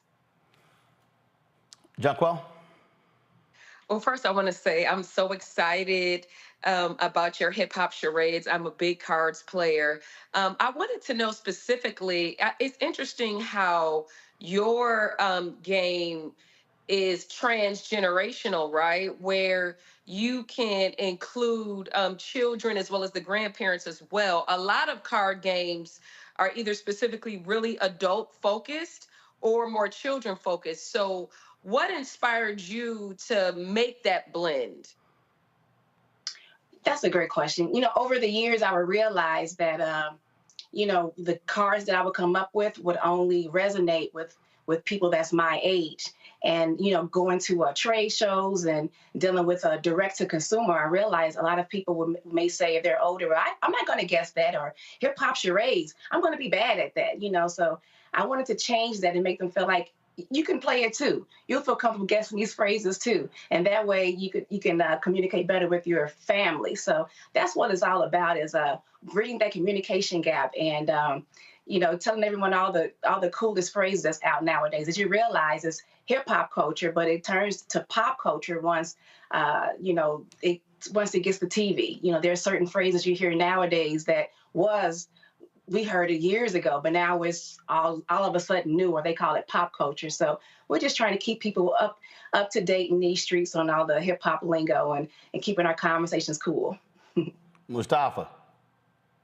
Congratulations on the success so far. I'm curious. I really appreciate you finding ways of bringing family together. I've got family all over. I'm curious, is there any way to have this on a multimedia platform? Is that a part of maybe some of the steps down the road? What's the ways, if I have family in Kansas City and Kentucky and a number of other locations, how can we use this? Yes, great question. So yes, we are working on getting some investment dollars together so that we can actually turn Hip Hop Charades into an app. Most importantly, we also have an idea to create a Just Play, what is it called? A Just Play arcade. So it's going to be an app, but not just playing hip hop charades, but a whole plethora of games created by us for us. So working on that and working on getting investment dollars for that as we speak. And then we also host events. We host virtual events as well, and also in person. So we can bring the family together, host a birthday party online, and create an experience to remember. All right, then, folks. It is Hip Hop Charades. Where can people check it out? Of course, you got a discount for our Roland Martin Unfiltered viewers. Absolutely. You can go to hiphopcharades.com and put in promo code RMU. You would get a 15% off discount if you purchase a game and or event.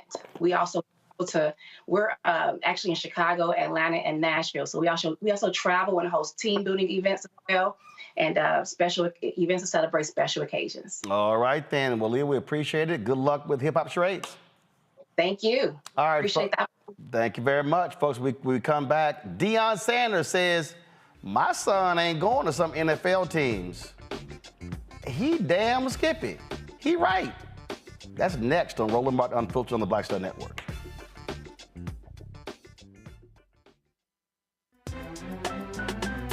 I'm Faraji Muhammad, live from LA. And this is The Culture. The Culture is a two-way conversation. You and me, we talk about the stories, politics, the good, the bad, and the downright ugly. So join our community every day at 3 p.m. Eastern and let your voice be heard. Hey, we're all in this together. So let's talk about it and see what kind of trouble we can get into. It's The Culture, weekdays at 3, only on the Black Star Network. Fanbase is pioneering a new era of social media and investment. This next generation social app has already raised $10 million and has just opened a new round to invest. For details on how to invest, visit startengine.com/fanbase or scan the QR code.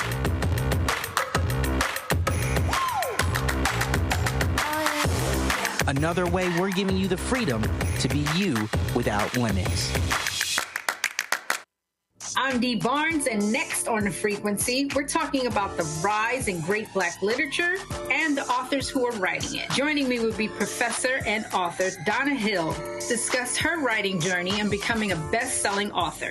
I always was writing, but I never saw anybody that looked like me in the books that I was reading. Plus, her work with the Center for Black Literature and next year's National Black Writers Conference. That's right here on The Frequency on the Black Star Network.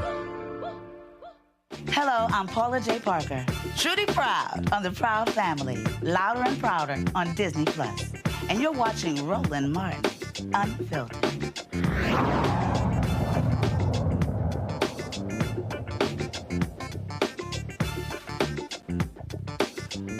All of you watching right now, when you got out of college, you decided where you want to go to work.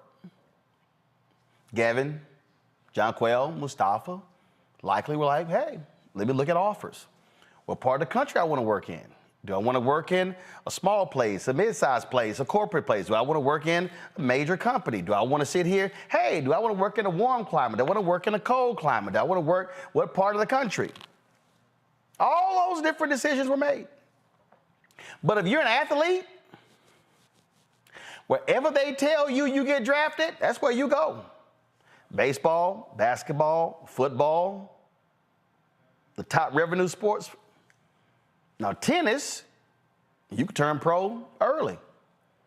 Golf, you can turn pro early.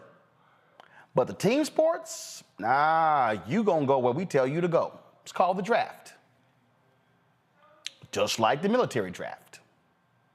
Well, Deion Sanders was on a podcast, Gillian Wallow, and the subject came up regarding his son, Shadur Sanders, quarterback for the Colorado Buffaloes, Travis Hunter, defensive back and wide receiver for the Buffaloes, and this is what they said. Where do you predict Shadur and Travis going in the draft? top 4. Ooh, that's pretty beautiful. Anywhere from 1 through 4. One of them is going to be 1. That's what I'm talking about. One of them is going to be speak it 1. into existence. And the latter one would not go behind 4. Now, all this is subjective because I know where I want them to go. And let's not forget shallow, okay? But I know where I want them to go. So there's certain cities that ain't gonna happen. Okay, you on point. It's gonna be it's gonna be an Eli. Now, what he's referencing was when Eli Manning came out of college, his daddy was like, yeah, the San Diego Chargers have the #1 pick. We ain't going to San Diego. We ain't going there. So, Chargers didn't pick him. Well, that was because he made it clear it was a trade. When John Elway came out, the Colts had the draft pick. He's like, yeah, I ain't going to Baltimore. No, that ain't happening. I ain't going to Baltimore. So it was a trade with the Denver Broncos. When Bo Jackson came out, Tampa Bay Buccaneers, they were awful. They had the #1 draft pick. He said, Tampa Bay, y'all draft me, I'm going to play baseball. Tampa Bay drafted Bo Jackson. Bo wouldn't play baseball. So what Dion is saying I know organizations, I know systems. This is where I want my son and where I want Travis Hunter to go. Now, a lot of folk have taken offense to this because he dared say that. He dared say it. Well, I think he's right. I remember watching an NFL draft.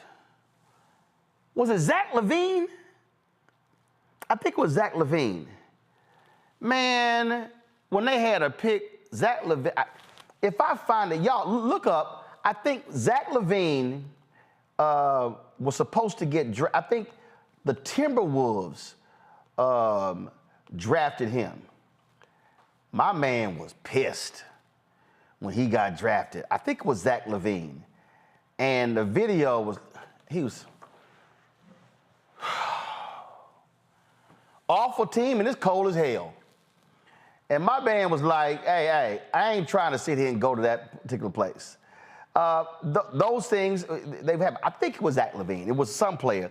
We've seen it before. But they basically force you to go where they tell you to go. And then in the NFL, they sign the rookies to a 5-year contract. 5-year deal. So unless you trade it, you'd have 5 years. There's not a single person watching that will want to be at a job 5 years and you hate it. You don't like the city. You don't like the company. You don't like your employees. The facilities suck. You ain't staying there 5 years. That's what happens in sports. So, Mustafa, I'm with Dion 100%. Hell no. We gonna tell certain teams, don't pick my son because he is not coming to your city. I'm with Dion. Yeah, I mean, I totally get where Dion's coming from. You know, the beauty of having a parent like Dion is that he's an informed advocate. That means that he understands the system. He knows the various cities. He also understands that when you're becoming a professional athlete, that you have maybe 3 or 4 years for the average career for most athletes. So you got to make sure that you're making the right decisions for you. And that often means that, you know, just because somebody says you're going to be in a certain city, that might not be the right one for you, might not be the right program based upon your skill set. And it can also play a big role in how long you actually are in the league, whether it's in the NBA or, you know, it's in the NFL or whatever the situation might be. So I'm glad when people have these informed advocates who will stand up for them and help them to make the right decisions, because they have lifelong consequences, either positive or negative, that come out of it. I mean, here's an example. Jonquil. When Vince Young came out of the University of Texas, led them to the national championship, Jeff Fisher did not want him at all. Bud Adams, the owner, did. Now, here you got the Titans used to be the Houston Oilers. So Bud wanted him bad. Bud owned the team. Owner made the decision. Fisher hated Vince Young, gave him hell, were constantly dogging him. Vince Young's married to my cousin. And Vince Young has talked about how he had to deal with that. The reality is his career was stunted because he had a head coach who hated him, who didn't want to draft him at all. Now imagine if Vince Young goes to a place where the coach wants him. Totally different environment. Happens all the time. There are coaches who don't want certain players, but management drafts them. Now they got to deal with the coach. Now you got attitude. Happens all the time. I believe that Dion is absolutely right. He wants his son and Travis Hunter, who he looks at as a son, to be in the best position to be great. And what he's saying is some teams we're not going to play for. And I think more athletes should do this because they should not be forced to go to places just because of a draft. Well, look at what we all have just seen play out in the media with Russell Wilson, right? The coach with the coach there in Colorado couldn't stand him, right? Wanted him, spoke out publicly against him, saying he was too focused on his family. Why is that? Why is that something that someone would speak ill of or publicly against him? They wanted him to return portions of his contract, millions and millions of dollars, and really just made it miserable for him. And we're used to seeing Russell Wilson being a star, so certainly whatever environments, the environments that you're placed as directly correlates to your success there.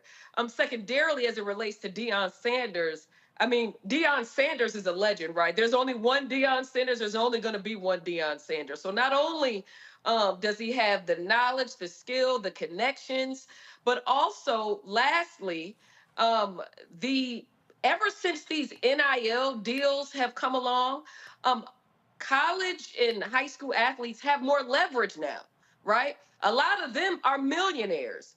And so I do think that does put them in a different position than maybe 6 or 7 years ago, right? Well, first of all, a lot of not millionaires. But to your point, it used to be, man, they broke, they got no choice. Correct. Now it's a different conversation because, I now don't have to take a deal for financial reasons.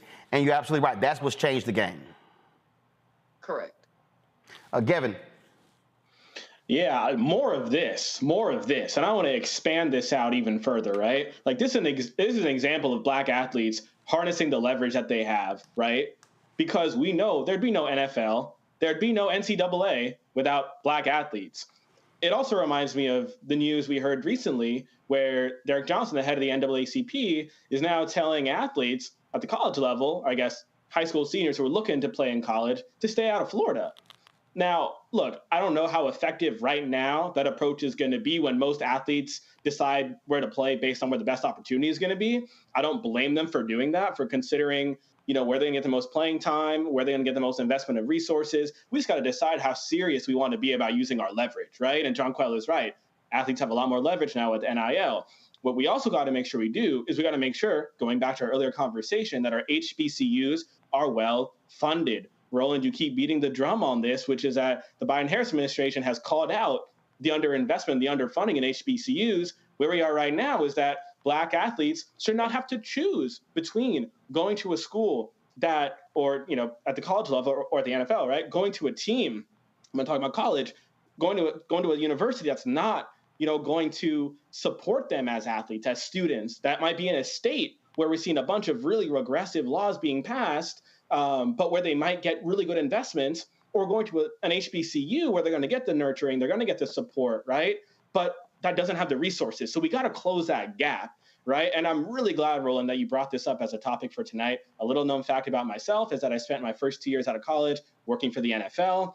I learned a lot, saw the good, the bad, and the ugly, as you can imagine, of the sports industry, especially the NFL. But the one clear takeaway that I had was that as a community, again, I'm expanding this out, we got to have a seat at the ownership table, right? In the professional leagues, there are 0 Black owners, controlling owners, I should clarify, in the NFL. There are zero controlling owners in the NBA after Michael Jordan, sold his share in the Hornets not too long ago.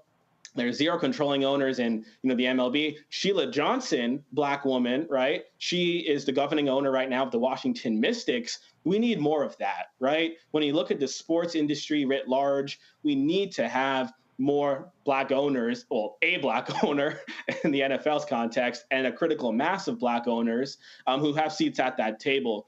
And what does that mean? It's going to take more people like the guest we just had who started her business and is growing her business. It's going to take more people like you, Roland. When you own the Houston Texans one day, just remember me, give me one ticket, please. But it's going to take more of that. And so I commend Coach Prime for his comments. I commend this mentality, this shift, and recognizing and understanding the leverage that Black athletes have. There'd be no NFL, NCAA without us, without them. And so I really look forward to seeing, as a community, athletes across the board looking to harness their collective power and leverage. Let me show you this here real quick here. You talk about doing something. I hope the NCAA does something about this here. Utah head coach Lynn Roberts was at a news conference where she talked about racism that her team faced when they had an NCAA game in Idaho. Watch this. We had several instances of some kind of racial hate crimes towards our program, and incredibly upsetting for all of us. And, you think in our worlds,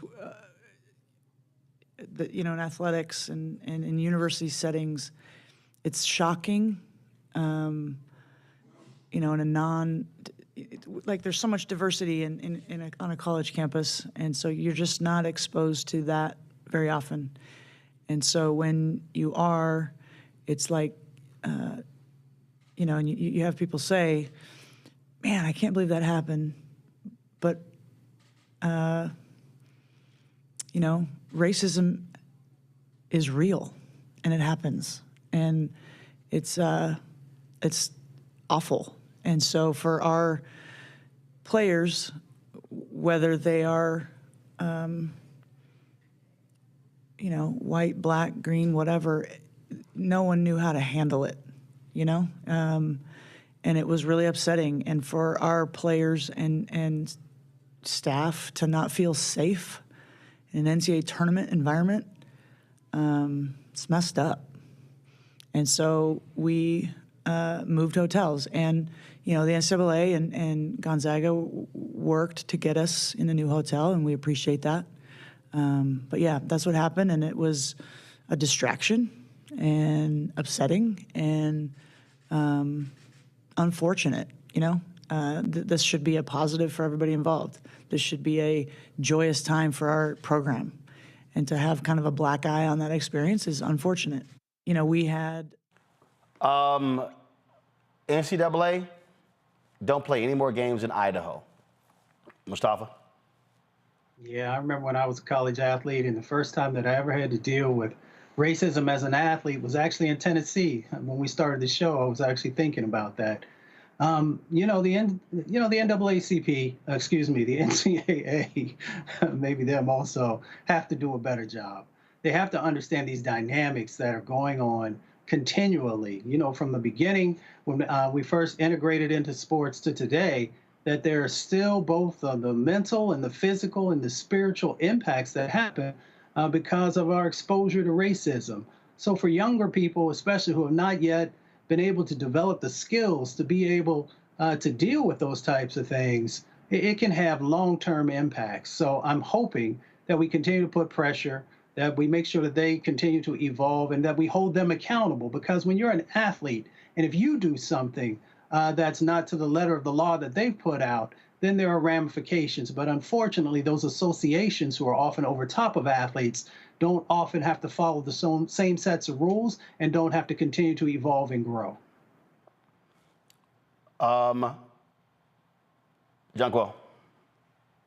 I too was a college athlete, and I played college basketball. But however, I went to a historically Black college, so all the schools I played against, everybody was Black, so I didn't have to deal with it in that context. But number one, I'm glad that she did address that in a press conference, so that it is getting national coverage as it relates to how athletes are still being treated.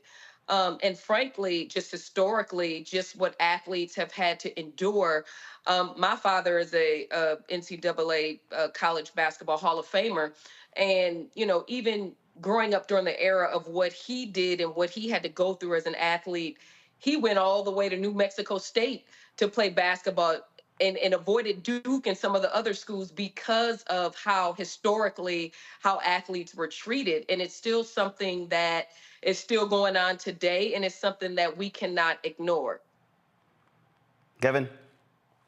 Absolutely. I want to reiterate what both Mustafa and Jonquel said. And it's important to remember the history here, right? You take players like Fritz Pollard, who was one of the earliest Black athletes in the NFL and also who was the first Black coach in the NFL.